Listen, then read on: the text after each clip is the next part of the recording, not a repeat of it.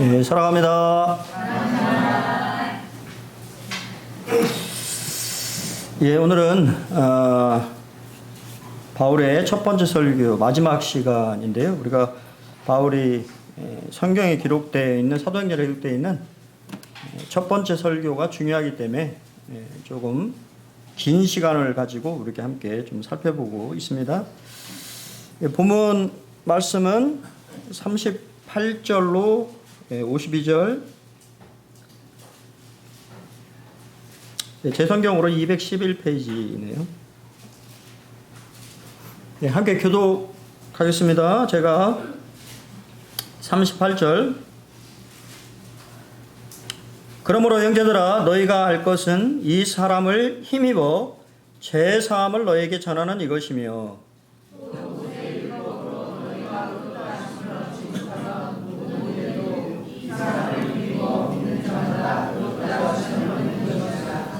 그런즉 너희는 선지자들을 통하여 말씀하신 것이 너희에게 미칠까 삼가라.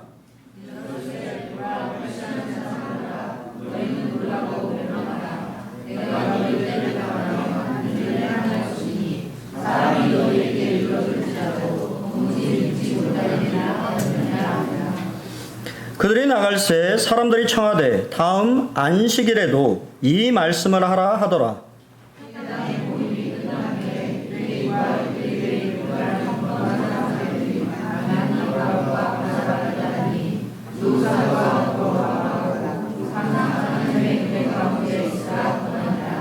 그 다음 안식일에는 온 시민이 거의 다 하나님의 말씀을 듣고자 하여 모이니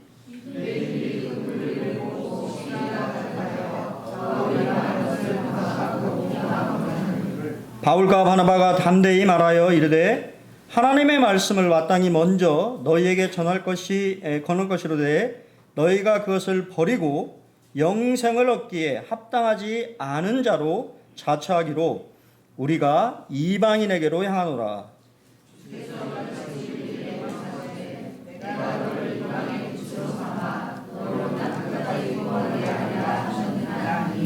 이방인들이 듣고 기뻐하여 하나님의 말씀을 찬송하며 영생을 주시기로 작정된 자는 다 믿더라.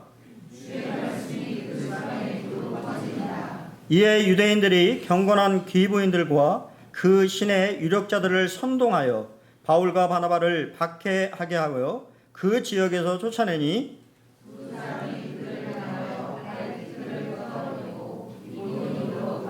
예, 52절 같이 읽겠습니다. 시작. 네, 감사합니다. 예, 바울의 메시지의 결론을 우리가 이제 살펴볼 텐데요. 간단합니다. 예수님을 힘입어서 죄 사함을 받는다라고 하는 것입니다. 인생의 모든 문제, 인간관계의 문제, 또 질병의 문제, 또 여러분의 인생의 모든 문제가 무슨 문제라고요? 죄 문제입니다. 죄 문제. 성경은 인생의 모든 문제가 죄로부터 시작되었다라고 하는 것을 말하고 있어요. 죄로 인해서 하나님과 사람과의 관계가 끊어졌고요. 또 사람과 사람 사이의 관계가 또 이렇게 단절이 되어 있는 것을 보게 돼요. 어제 혹시 뉴스 보셨는지 모르겠지만 왜 거기서 그렇게 강주 가서 그렇게 또 집회를 하는 건지 참 이해를 못 하겠더라고요. 혹시 보셨나요? 오히려 이렇게 하를 막 돋구는 듯한, 한쪽은 탄핵 찬성, 또 한쪽은 탄핵 반대. 완전히 나라가 두 쪽으로 다 쪼개져 가지고 관계가 이렇게 단절이 된, 다 그것이 뭐예요? 죄 문제인 거예요. 근데 성경은 그 죄 문제에 대해서 해결책이 있다라고 하는 것을 우리에게 말해주고 있습니다. 그렇죠? 누구를 통해서? 예수님을 통해서 죄 문제가 해결이 되었다라고 말씀하고 있어요. 제가 구원받은 말씀인데요. 요한복음 1장 29절에 세상 죄를 지고 가는 하나님의 어린 양으로 예수님이 이렇게 오셨다라고 하는 것을 보게 돼요. 오늘 감사를 좀 드리려고 하는데 다른 분들이 이렇게 감사드리기를 원해서 감사에 참여하진 않았는데, 잘 생각해 보시면 아브라함이 이 독자 하나밖에 없는 아들, 100세에 얻은 하나밖에 없는 아들을 하나님의 말씀에 따라서 모리아산, 지금 이제 성전산이죠, 이 모리아산에서 잡으려고 했을 때 하나님의 그의 진심을 아시고 제지하시고 어린 양을 준비하셨잖아요. 근데 우리의 죄 문제를 해결하기 위해서는 하나밖에 없는 독자 예수님 어떻게 하셨어요? 직접 잡으셨다라고 하는 것입니다. 여러분의 죄 문제를 해결하기 위하여서 아들을 잡으셨다라고 하는 것에 얼마나 감사가 됩니까? 우리는 이 구원이라고 하는 것을 너무 가볍게, 아주 뭔가 값싼 것이 아니라고 하는 거예요. 천지 만물을 창조하신 창조주이시며 만물의 주인 되신 주인이 피조물 된 인생들을 향하여서 핏값을 대신 지불하셨다라고 하는 것은 여러분들이 평생 갚으려고 해도 갚을 수 없기 때문에 뭐로 주신 것입니까? 은혜로 주신 것이죠. 그런 사실을 깨닫기를 원해서 하나님은 우리에게 여러 방면으로 우리에게 좀 말씀하고 계시는 걸 보게 됩니다. 단 한 번에 완전한 속죄 제물이 되셨어요. 히브리서에서는 단 한 번에 영원한 속죄를 이루셨다고 성경은 분명하게 언급하고 있습니다. 근데 여기에 뭔가를 더 첨가하는 많은 사람들이 있어요. 영원한 속죄가 아니고 뭔가를 내가 해야 되고, 그러니까 이 과거 현재죄는 용서하셨지만 미래에 짓게 될 죄에 대해서는 내가 뭔가를 해야 되는, 그렇습니까? 저는 그런 하나님이라고 한다면 믿지 않겠어요. 하나님 그런 분이 아니시죠. 두 번째는 예수님을 힘입어서 뭐로? 믿음으로 의롭다 하심을 얻는다라고 하는 거예요. 모든 사람이 의롭게 되는 것이 아니라고 성경이 얘기합니다. 믿는 사람만 의롭게 되는 거예요. 유대인들은 율법이라고 하는 것을 통해서 구원받으려고 이렇게 애를 썼습니다. 하지만 율법은 제가 여러 번 말씀드리지만 거울과 같아요. 오늘 아침에 거울 보셨나요? 예, 오늘 우리 지혜자매가 머리 이렇게 하시고 좀 이쁘게 오셨는데, 신랑이 칭찬을 좀 해주시던가요? 저는 눈에 딱 띄었어요. 머리가 이렇게 좀 이렇게 발랄하게 이렇게 하고 와서 얼굴을 또 발랄하게 머리를 또 하고 오면 거울을 또 보잖아요. 얼굴이 괜찮구나. 그런데 율법은 뭡니까? 거울과 같아서 우리의 본 모습을 보여준다고 하는 거예요. 그리고 그 거울은 우리의 얼굴에 묻은 것을 닦아줍니까? 닦아주지 못합니까? 보여줄 뿐이죠. 닦아주지 않는 것입니다. 그냥 내가 죄인이라고 하는 사실을 더 명확하게 보여주는 것이 율법입니다. 그래서 율법 안에서는 나의 뭐를 봅니까? 한계를 보게 되고, 은혜 안에서는 누구를 보게 됩니까? 바로 예수 그리스도, 우리를 위하여서 우리의 제사함과 우리를 의롭다 하시기 위하여서 죽으신 예수님을 보게 되는 것이죠. 그리고는 설교는 경고의 말로 끝을 맺고 있어요. 그런즉 너희는 선지자들을 통해서 말씀한 것이 너희에게 미칠까 삼가라. 이 말은 이 인용인데요. 이것은 바로 아수르의 이 이스라엘 백성들, 그 북이스라엘이 하나님의 말씀에 순종하지 않자 하나님이 경고를 계속 선지자를 통해서 하셨어요. 너희가 이렇게 내 말을 순종하지 않게 되면 멸망하게 될 것이다라고 말씀하셨어요. 근데 그 말씀이 어떻게 됐습니까? 이루어졌다고 하는 거예요. 역사적으로. BC 721년에 아수르 왕인 사르곤 2세의 침공으로 북이스라엘의 수도였던 사마리아는 초토화되었고 주민 중 27,290명이 아시리아, 그죠? 성경어는 아수르라고 되어 있는 그러한 제국으로 포로로 잡혀가서 완전히 멸망하게 됩니다. 북이스라엘은. 그것은 또 뭐를 말하고 있죠? 왜 예루살렘에 가면 통곡의 벽이라고 하는 서쪽 벽만 남아 있습니까? 왜 그렇죠? 오늘 우리가 방금 읽은 선지자의 경고를 유태인들이 받아들였어요? 안 받아들였어요? 안 받아들였습니다.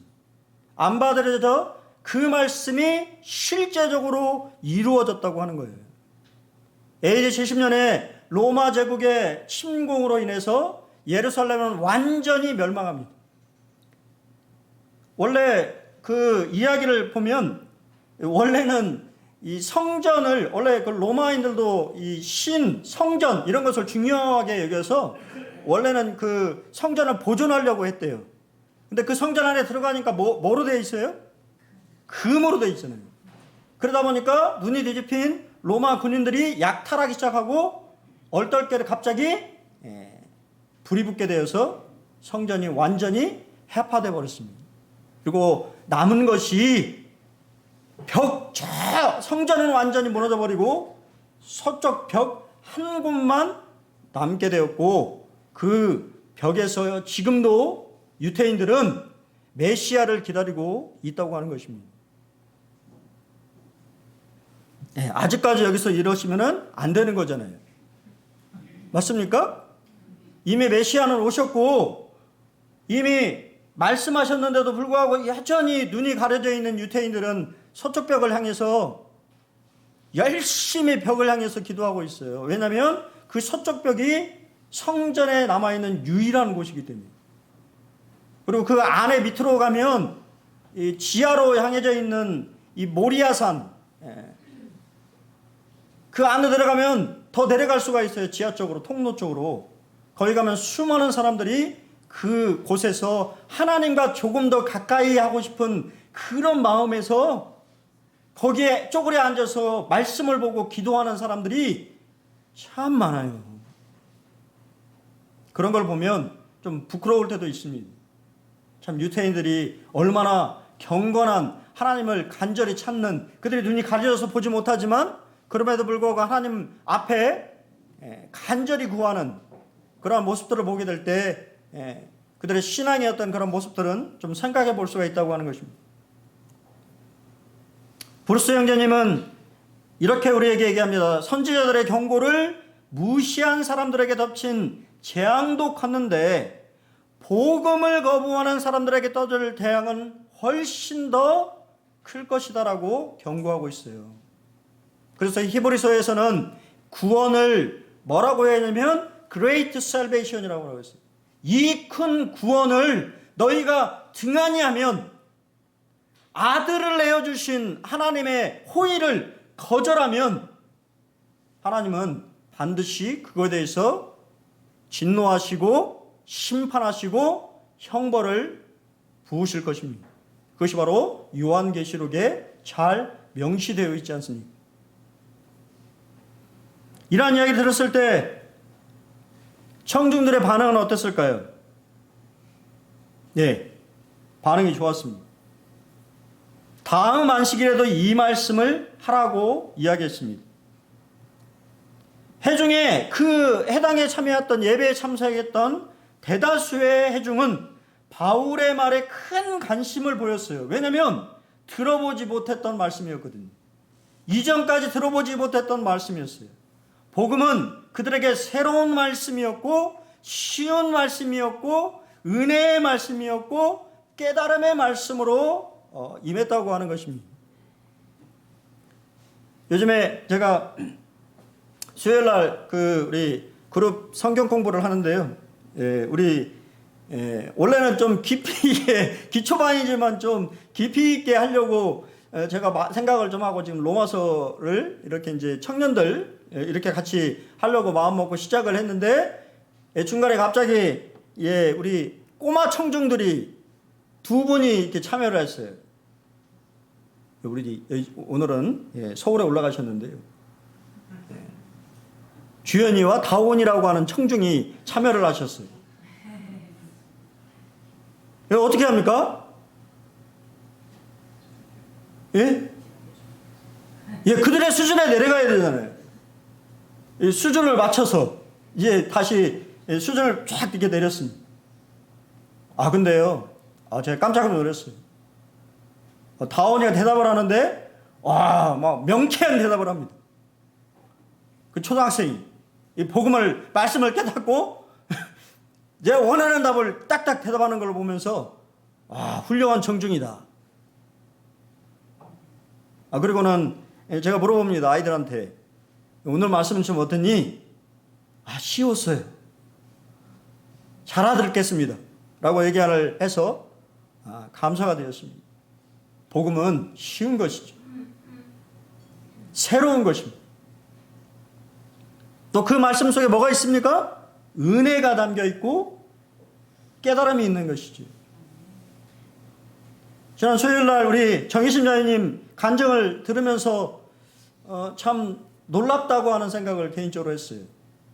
자매님이 이 교파교회 다니시다가 이 복음의 메시지를 듣고는 그 말씀에 매료되고 깨닫게 되어지고 그랬다고 하는 그런 말씀들을 듣게 되면서 참 복음이라고 하는 것이 참 놀랍구나. 한 사람의 인생을 저렇게 바꾸어 놓는 힘이 있구나라고 하는 생각을 말씀을 들으면서 저 개인적으로 했습니다. 복음이 그렇습니다. 복음은 한 사람의 인생을 바꾸는 힘이 있어요. 그렇기 때문에 그 복음의 말씀이 깨달아져야 되는 것입니다. 내 마음속에 깨달아졌을 때 그 말씀이 그 사람의 인생을 바꾸는 것입니다.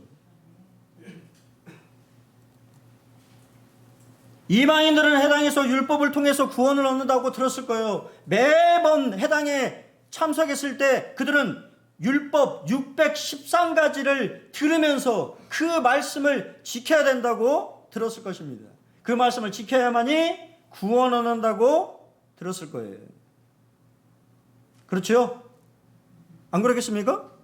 근데 중요한 것은요, 율법 613가지가 있는데 율법 613가지에는 긍정문 248개가 있고 첫 번째 율법이 뭐냐면 하나님을 믿으라 라고 하는 것입니다. 그리고 부정문 365개가 있어요. 부정문 1번은 어떤 신도 믿지 말라 라고 하는 것이 율법에 있어요. 이거 좀 지킬 수 있겠죠? 예? 어떻습니까? 지킬 수 있겠죠? 지금 믿고 있잖아요, 우린 다.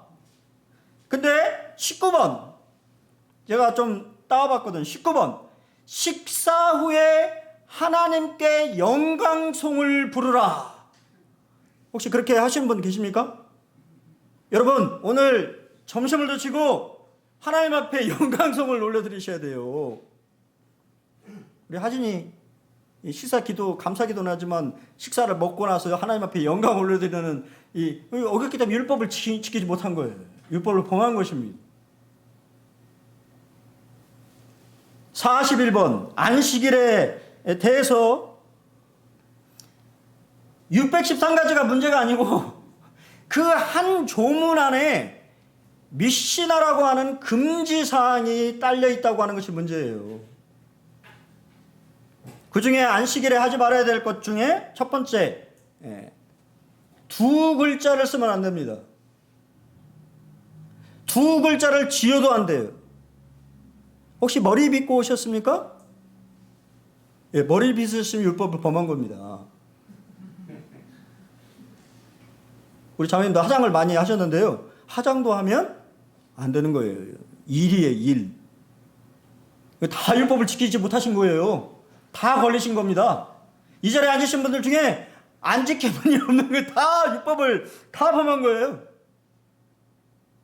근데 우리가 어떻습니까? 편하게 다 율법을 범하고 있지 않습니까? 율법을 지키려고 하는 자는 뭐라고 하는 거예요? 저주받은 자예요. 지킬 수 없지 않습니까? 지킬 수 없는 거예요. 그래서 이분은 제가 따왔는데요. 참 대단한 분이에요. 613가지 모두 지키면 뭐라고 되어 있습니까? 전 재산을 주겠다. 그 말은 무슨 말이에요? 지킬 수 있는 사람이 있다 없다? 없다고 하는 걸 강조하는 것이죠.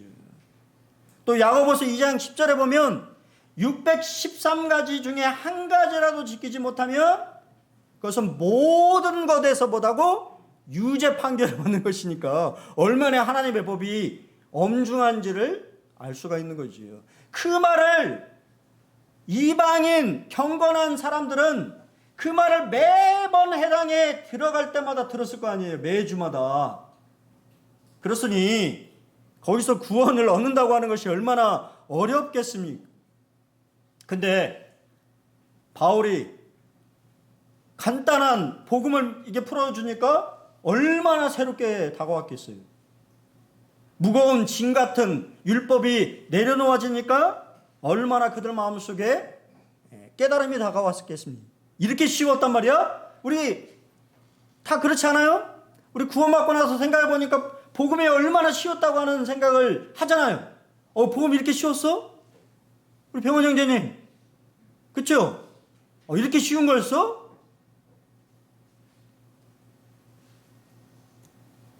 바울의 격려 말씀에 주목하시기 바랍니다. 뭐라고 그랬어요? 항상 하나님의 은혜 가운데 있으라고 권했습니다. 복음을 통해서 하나님의 은혜에 즐거운 마음으로 꾸준히 반응하는 마음을 계속 유지하라고 말하고 있어요. 여러분 그러고 있습니까? 여러분 왜 복음을 들어야 되는지 아십니까? 복음은 믿지 않는 사람들에게만 주어진 것이 아니라고 하는 사실이에요. 복음 안에 하나님의 뭐가 있어요? 은혜가 있습니다. 그 하나님의 은혜를 깨닫게 될 때 내 마음에 어떤 마음이 생깁니까? 즐거운 마음이 생기는 거예요. 즐거운 마음이 있나요? 여러분 말씀을 들으면서 즐겁나요? 별로 안 즐거우신데 표정이 다 뭐 안 즐거운 표정인데요. 이방인의 관심으로 인해서 뭐가 생기겠어요? 당연히 유대인들의 반대가 생기기 시작합니다. 유대인들이 그 무리를 보고 시기가 생겼어요. 질투심이 생겼습니다. 여러분 왜 그랬을까요? 좋은 소문을, 복음이 뭐예요? 굿뉴스잖아요. 기쁜 소식, 좋은 소식. 그런 소식으로 인해서 수많은 이방인들이요 해당의 다음 주에 모인 것입니다. 말씀을 듣기 위해서. 근데 생각해 보세요. 자기들이 늘 습관적으로 앉던 자리에 갑자기 이방인 불신자들이 먼저 그 자리를 잡고 앉아 있을 때 여러분의 마음은 어떤가요? 어때요? 좋은가요? 내 자리에 누군가 앉아 있어요. 사실 자리가 있나요? 자리가 있습니까? 얘가 내 자리에 누구나 앉을 수 있는 자리잖아요. 그렇게 생각해야 되는데 무슨 생각합니까? 내 자리라고 생각하는 거예요. 그 누군가 내 자리에 앉으면 기분이 나빠요? 좋아요? 나쁘면 이상한 것인 거예요. 이해되십니까? 유대인들이 지금 그런 마음을 가지고 있었다고 하는 거예요. 그것도 누가? 이 개같이 생각하는, 더럽다고 생각하는 이방인이 내 자리에 앉아 있으니 유대인이 화가 나요, 안 나요? 화가 나죠. 여러분, 우리는 아닌가요? 잘 생각해 보십시오. 여러분 마음을 들여다 보십시오. 누군가 내 자리가 아니에요. 누구나 앉을 수 있는 자리입니다. 그럼 오히려 좋아해야죠. 누군가 내 자리에 앉아있다고 하는 것은 새로운 사람이 왔다고 하는 것이고, 그러면 기뻐해야 되는데 기뻐하는 것이 아니라 내 자리를 뺏겠다라고 하는 이상한 생각이 우리 마음에 들어온다고 하면 그건 잘못된 것입니다. 유대인들은요 불쾌감을 느꼈습니다. 그리고는 바울의 말을 일일이 반박하면서 소란을 피웠습니다. 아마도 그들은 예수님의 이름까지도 욕을 했을 거예요. 그렇죠? 지난번에 우리 유교 형제님 갑자기 장로 모임에서 말씀하시는데 고개 끄덕끄덕해지긴 말 중에 하나가 뭐냐면 언어에 대해서 얘기하시면서 구원받은 성도인데도 불구하고 노인이 되면 욕을 한다고. 그 얘기를 들으면서 그럴 수도 있겠구나. 그분은 얼마나 많은 노인을 만났겠어요. 구원받았다고 하시는데, 근데 그 만나는 분들이 그리스도인인데 욕을 하시는, 이 본성이 나오는 거지. 지금까지는 참아 눌렀다고 하는 것이 이제는 나이를 먹으니까 자신의 것이 나오는, 잘못된 것이죠. 맞습니까? 나이 먹는다고 해서 다시 우리가 세상 사람으로 돌아가는 건가요? 아니잖아요. 그런 게 구원인가요? 아니지 않습니까? 유대인들이 반대한 이유들을 좀 생각해 보면요. 첫 번째, 시기심입니다. 자신들이 불렀을 때는 별 사람이 많았는데 갑자기 바나바와 바울이 말씀을 전하자 엄청난 사람들이 막 구름대 같은 사람들이 몰려들어서 있으니 마음속에 질투가 든 거예요. 그리고는 아까 말씀드린 것처럼 자기 자리에 누군가 앉는 불쾌감을 느꼈다고 하는 거예요. 또한 바울이 전한 복음은 유대인과 같은 조건으로 이방인도 구원을 얻는다고 말하니까 얼마나 기분 나쁠까요? 왜? 유대인들은 자신들이 뭐라고 생각하죠? 하나님의 선민이라고 생각하잖아요. 다른 족속보다 훨씬 우월하다고 생각을 했잖아요. 세 번째, 그들이 십자가에 매달려 죽인 예수를 통해서 구원받는다고 전폐했으니 당연히 그 마음에 분노가 일었을 것입니다. 그리고 놀라운 사실은 자기는 막 분노가 차오르는데 옆에 있는 사람은 어때요? 이방인들은 막 어때요? 얼굴빛이 막 변합니다. 얼굴이 막 기쁨이 있어요. 자기는 막 열받는데 옆에는 막 히시덕거리면서 막 기뻐하면서 좋아합니다. 그러면 어떻죠? 좋아야 되는데 좋아지나요? 이게 바로 죄성이 안 좋거든요. 나는 기분이 아픈데 이 사람은 막 기분이 좋아했으면 좋아야 되는데 안 좋아지는 것이 사람의 마음이지. 그리고는 마지막은 바울과 바나바를 뭐라고 생각했어요? 양도둑이라고 생각을 했습니다. 자기에 이렇게 모여있는, 자기에 해당에 모이는 사람들을 빼가는 양도둑으로 생각했기 때문에 그들을 반대했던 것입니다. 여러분, 기회의 거절은 하나님은 여전히 우리 말씀을 계속 볼 때마다 여전히 유대인들에게 복음이 증거되도록 하셨어요. 하지만 그럼에도 불구하고 그들이 계속해서 거절했죠. 맞습니까? 그들이 거절했다라고 하는 것은 빛 받기를 거절하는 거예요. 성령의 조명하심을 거절한 것입니다. 하나님의 호의를 거절한 것이에요. 그 말은 바로 무슨 말이냐면 그들이 영생 얻기에 합당하지 않는 자라고 하는 사실을 증명하고 있는 것입니다. 그들 스스로, 본인들은 모르고 있지만 그들 스스로 하나님의 호의를 거절하고 있는 자신들의 모습은 그들은 영생 얻기에 합당하지 않다라고 하는 사실을 증명할 뿐입니다. 그러자 하나님은 어떻게 했습니까? 하나님의 선물에 합당한 자들에게로 향하는 것입니다. 모든 이방인들에게 복음은 열렸습니다. 그렇죠? 그렇기 때문에 바로 우리 이 대한민국에도 하나님의 복음이 들어와서 우리가 지금 하나님을 섬기면서 하나님을 찬양하면서 예배하면서 살아가고 있지 않습니까? 그리고 얼마나 자부심을 느끼지 않습니까? 자부심 안 느끼세요? 네 분만 자부심을 느끼는 거예요. 미국 사람들은 뭐 그런 영상 혹시 보셨는지 모르겠지만 저도 가끔 이렇게 보는데요. 한국 여권의 파워 뭐 이런 영상이 있어요. 유튜브에 보면 상당히 재밌습니다. 한국 여권이 상당히 파워가 있는 거 아세요? 미국 여권은 들어가지 못하는 나라가 많은데 한국 여권만 가지고 검사 없이 무비자로 들어갈 수 있는 나라가 참 많아요. 모르세요? 여행을 많이 왜 여행을 많이 안 나가시니까. 그러니까 외국 사람이 우리나라에 이렇게 시집 온 외국 사람이 한국 여권을 취득해서 외국공항에 나가면 그렇게 대접을 받는다고 하는 거예요. 그래서 그 영상을 딱 찍는 것이죠. 천국 여권을 가지고 있는 우리는 얼마나 자부심을 느껴야 되겠습니까? 이쪽만 아멘이네. 그런가요? 여러분,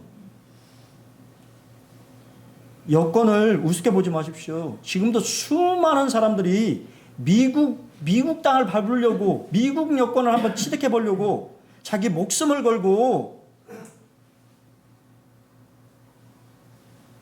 국경을 넘는 사람들이요, 수많은 사람들이 있어요.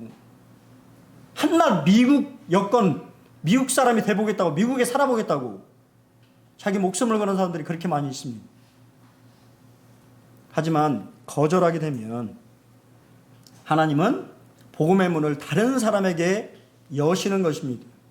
이거는 곧 우리 모두에게 명령하신 명령이에요. 여러분, 우리는 누구에겐가로 향해야 됩니까? 우리가 이제 3월 달에 복음 집회가 있어요. 어떤 사람을 초대하기를 원하십니까? 어떤 사람에게 초대장을 주면서 좀 한번 와주세요라고 말할 그런 사람들이 있습니까? 여러분, 우리는 잘 알지 못하지만 하나님이 작정하시면 하나님의 선물이 그 합당한 사람들에게 전달되는 것입니다. 전혀 생각지도 못한 사람. 저는 마지막으로 믿는 자들에게 나타난 열매들에 대해서 좀 말씀드리고 말씀을 드리기를 원합니다. 자, 구원받은 사람은 뭐로? 모두 기쁨으로 충만했다라고 하는 것이 성경의 열매예요. 그렇죠? 이방인들이 듣고 기뻐했고, 마지막 성경 구절은 제자들은 기쁨과 성령이 충만했다고 합니다. 구원의 결과는 기쁨과 잔치입니다. 제가 여러 번 말씀드리잖아요. 교회는 잔치집 같아야 된다고. 어제는 참 잔치집 같더라고요, 사모님. 예, 오니까 막 전을 부치는 냄새가 솔솔 나면서 우리 청년들이 이렇게 막 좋아가지고 막 이렇게 모였더라고요. 구원의 결과는 기쁨과 잔치입니다. 기쁨은 성령의 열매죠. 맞습니까? 내가 막 기쁘려고 노력해서 기뻐지는 것이 아니라 우리 주님을 생각하고 성령 안에서 우리가 있게 됐을 때 기쁨이 주어지는 것입니다. 중세시대 금욕주의를 다룬 움베르토 에코라는 분의 장미의 이름이라고 하는 소설이 있습니다. 이 소설은 1327년에 이탈리아 북부의 베네딕토 수도원에 있었던 살인사건을 이야기하는 추리소설이에요. 주인공 늙은 수도사 호르에는 이단으로 근인된 책을 수도사들이 읽자 이들을 독살합니다.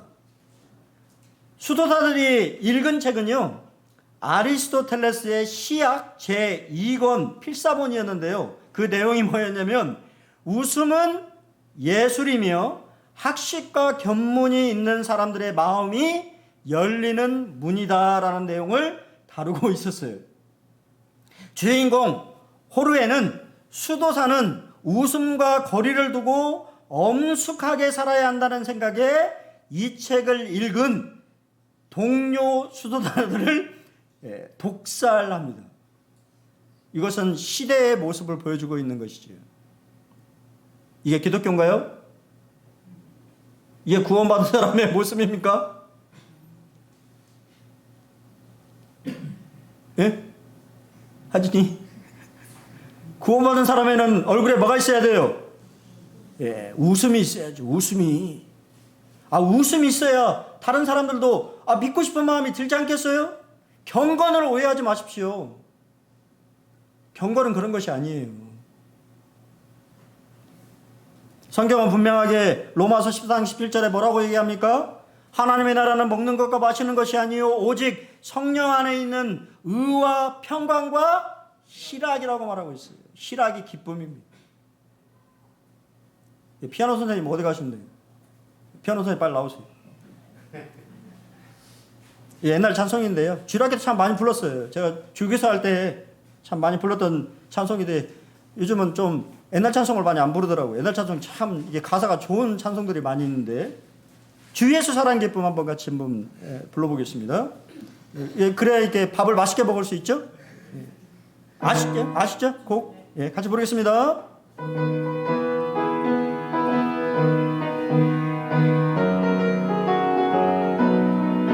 주 예수 사랑 기쁨 내 마음속에 주 예수 사랑 기쁨 내 마음속에 있네. 나는 기뻐요 정말 기뻐요 주 예수 사랑 기쁨 내 맘에. 나는 기뻐요 정말 기뻐요 주 예수 사랑 기쁨 내 맘에. 이제는 정죄 없네 예수 안에서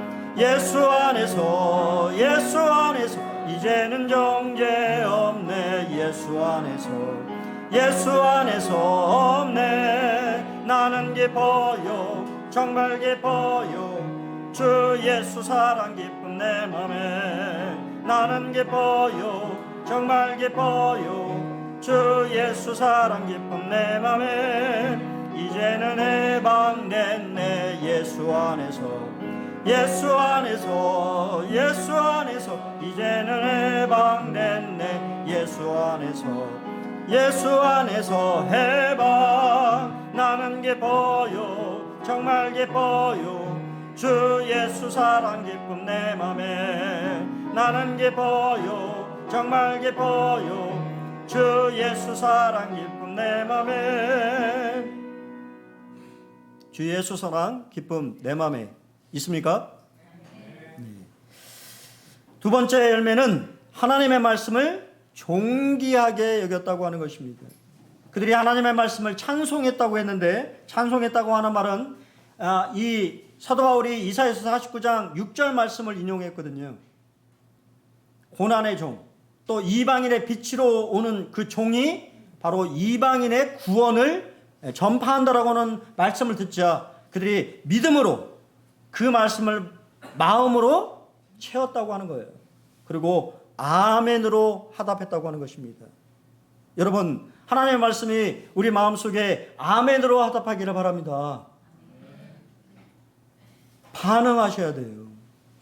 그냥 듣고 흘리는 것이 아니라 하나님의 말씀, 나에게 주어지는 그 말씀을 아멘으로 화답하면서 그 말씀을 받아들이셔야 되는 것입니다. 그러기 위해서는 마음을 어떻게 해야 돼요? 부드럽게 하셔야 되는 거예요. 토기장의 손에 내 마음을 맡겨서 그분이 내 부드러운 마음에 고운 흙같이 내 마음을 빚어서 아름다운 작품을 만들어낼 수 있도록 맡겨야 되는 것입니다. 때때로 저는 제 마음에, 여러분은 어떤지 모르겠지만 신앙에서 가장 중요한 건 민감성이에요. 민감하지 않으면 마음이 굳어집니다. 딱딱해집니다. 완고해져요. 그 완고한 마음에 필요한 것은 생명의 말씀입니다. 생명의 말씀이 여러분 마음을 부드럽게 하고 그 말씀 안에 뭐가? 열매가 맺히도록 인도하시는 것을 믿으시기 바랍니다. 구원의 주권이 누구에게 있어요? 하나님께 있다고 성경은 이야기합니다. 근데 영생을 주기로 작정된 자라고 하는 이 말은 사실 하늘의 기록에 등재되었다는 말이에요. 원문 그대로 번역하면 여러분의 이름이 하늘나라의 생명책에 기록되어져 있다고 하는 말입니다. 그렇죠? 맞습니까? 초등학교 입학식 때 내가 간다고 그래가지고 입학이 되는 건가요? 등재해야 되는 거예요. 그래야 가면 선생님이 이름을 부르죠? 김동희! 네! 김서아! 네! 이름이 없으면 불러도 대답할 수 있어요, 없어요? 이름이 없는데요. 그러면 그건 학생이 아닌 거예요.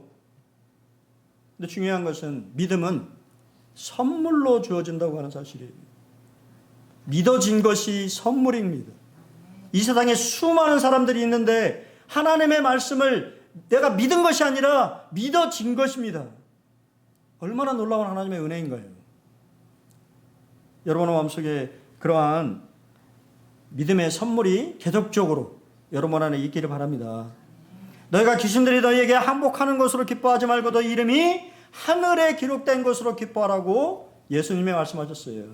우리가 가장 기뻐해야 될 것은 우리의 이름이 생명책에 기록되어서 주님의 나라에 갈 때 아까 내가 이름을 부른 것처럼 김동희 네 왔습니다. 저 여기 있습니다 라고 얘기하는 그날이 온다고 하는 사실입니다. 그런 메시지를 듣자 가만히 있을 수 있어요, 없어요? 없는 것이죠. 들불처럼 이 복음이 퍼져나갔어요. 새로운 회심자들은 그들 안에 충만한 은혜를 다른 사람에게 이야기하지 않을 수 없는 그런 마음이 들었고 그 일을 위해서 애썼다고 하는 사실이에요. 여러분, 이것이 바로 첫사랑이잖아요. 맞나요? 우리 처음 구원받았을 때를 생각해 보십시오. 내가 얼마나 전도에 힘쓰고 복음을 또 내 믿지 않는 가족들을 위해서 애타는 마음을 가졌습니까? 근데 지금은 어떻죠? 무감각해. 별로 안 믿으면 말지 이런 생각들을 우리 가지고 있지 않나요? 그러면 회개해야 되는 거예요. 복음은 누군가에게 전해주고 싶은 마음이 드는 것입니다. 그런 마음이 내 마음속에 불릴 듯 일어나야 되는 거예요.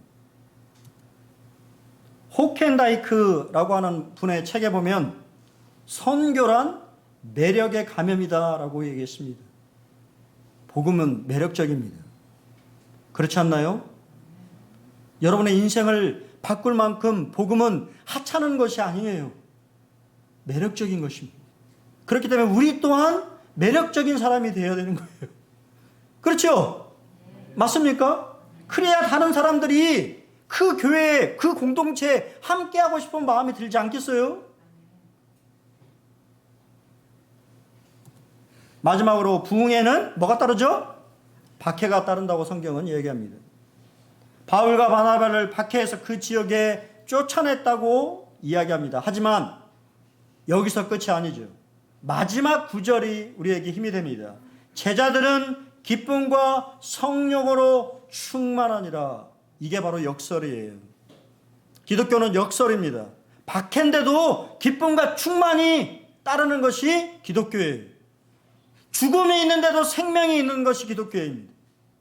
여러분, 그리스도인은 실패자가 아니에요. 승리자입니다.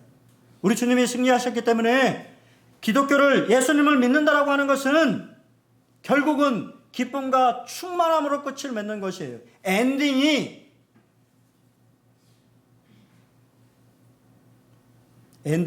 새드 엔딩이 아니라 해피 엔딩입니다. 그것을 믿으시기 바랍니다. 우리는 여러분, 예수 믿는다고 하는 것은 때때로 어려움과 고통과 이 고난과 박해와 무시를 당하기도 하고 때때로 차별을 받기도 합니다. 그러한 슬픔을 알지만 우리 안에 있는 기쁨을 꺼뜨릴 수가 있어요, 없어요? 없다고 하는 거예요.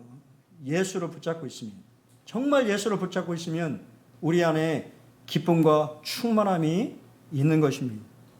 사랑하는 자매님들, 오늘 말씀을 통해서 우리가 정말 이 복음, 사도 바울이 전하고자 했던 이 복음, 기쁜 소식, 좋은 소식, 이러한 소식을 우리 들었잖아요. 이제 3월 달에 이제 얼마 안 남았습니다. 제가 어제 게시를 하려고 하다가 아직 게시를 안 했어요. 이미 명단을 내신 분이 있습니다. 보훈집회에 초청하고자 해서 저에게 명단을 주신 분이 있어요. 예. 조만간 게시하겠습니다. 마음속에 혹 내가 열심히 했지만 이렇게 안 됐더라도, 그렇죠? 그 구도자들을 위해서 기도해달라고 교회에 요청하시기 바랍니다.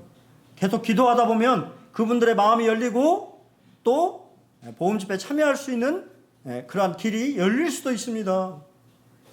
그렇죠? 우리가 죽은 이후에 내가 낸 그 기도 제목을 통해서 계속 기도를 통해서 그 사람이 구원받을지 모르지 않습니까?